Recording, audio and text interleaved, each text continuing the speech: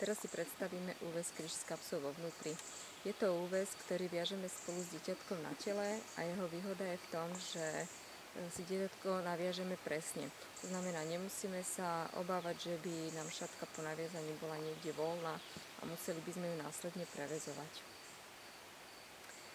Začíname tak, že si vezmeme šatku, nájdeme si stred šatky a chytíme si šatku za horný okraj.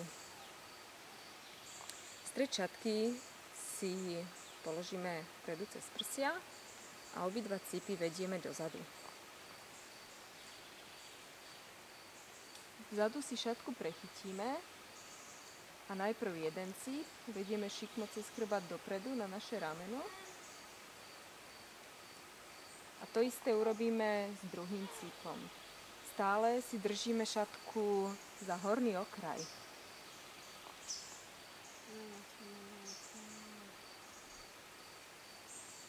Teraz plátku, ktorú máme rozprestretú cez našu ruku, si vyhrnieme hore na rameno.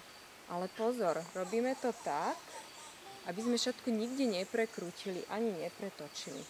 Takže najlepšie je to naskladať ako harmoniku smerom hore na naše plece.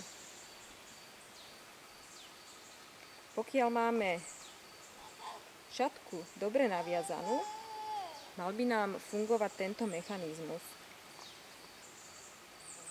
Okraj šatky, ktorý máme pri krku, je ten istý ako okraj šatky, ktorý nám vedie tuto vpredu cez brucho ako horný okraj.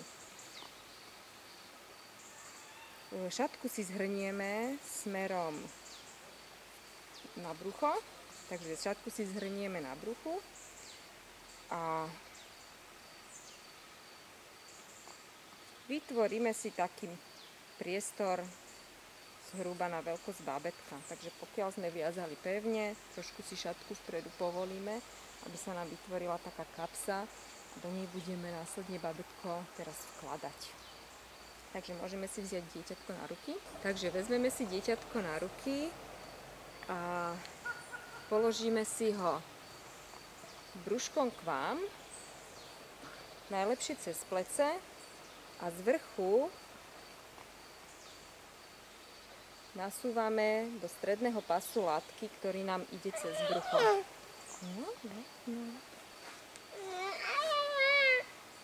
Malinkým bábätkám, ktoré si samé ešte nevedia držať hlavičku, istíme aj hlavičku.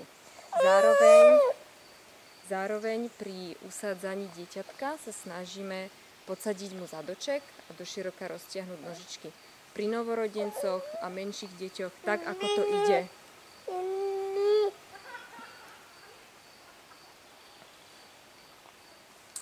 Väčším deťom môžeme roztiahnuť nožičky pozdĺž nášho pása.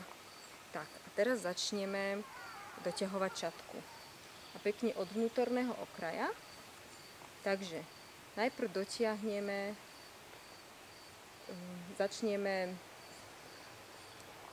okrajom šatky, ktorý máme pri našom krku. Zatiahneme a bude sa nám doťahovať šatka, ktorá vedie bábätku pri krčku. Takže tu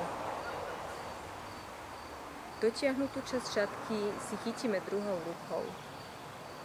Pokiaľ by sme dotiahnutú časť šatky povolili, tak sa nám povolí celý úväz. Takže postupne doťahujeme pozdĺž celej šírky šatky.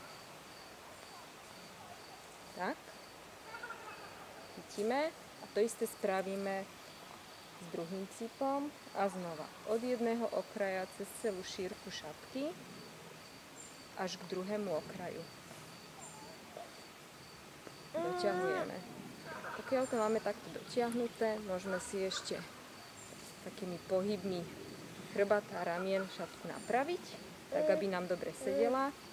A ďalej obidva cípy vedieme pozdĺž dieťatka k jeho zadočku a pod zadočkom si šatku prekrížime a vedieme pod nožičkami smerom dozadu za náš chrbát.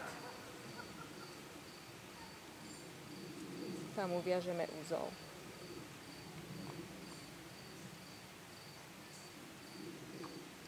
Pokiaľ máme úves dostatočne pevný, alebo je teplo, je leto, môžeme vyraziť von s takto naviazaným bábätkom.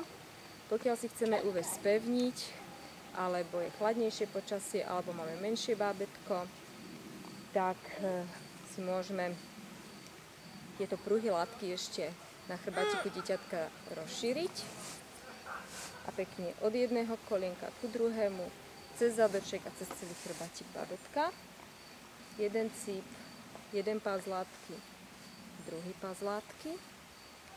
Tu sa môže stať, že je táto látka voľná. Takže stiahneme si ju pekne za nožičky bábätka smerom k nám na chrbát. Jeden cíp, druhý cíp, vzadu si uzol uvoľníme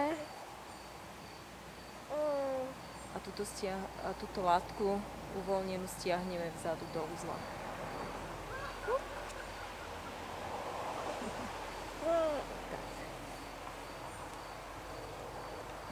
Hotovo. Vzadu ešte na chrbte si môžeme látku rozšíriť.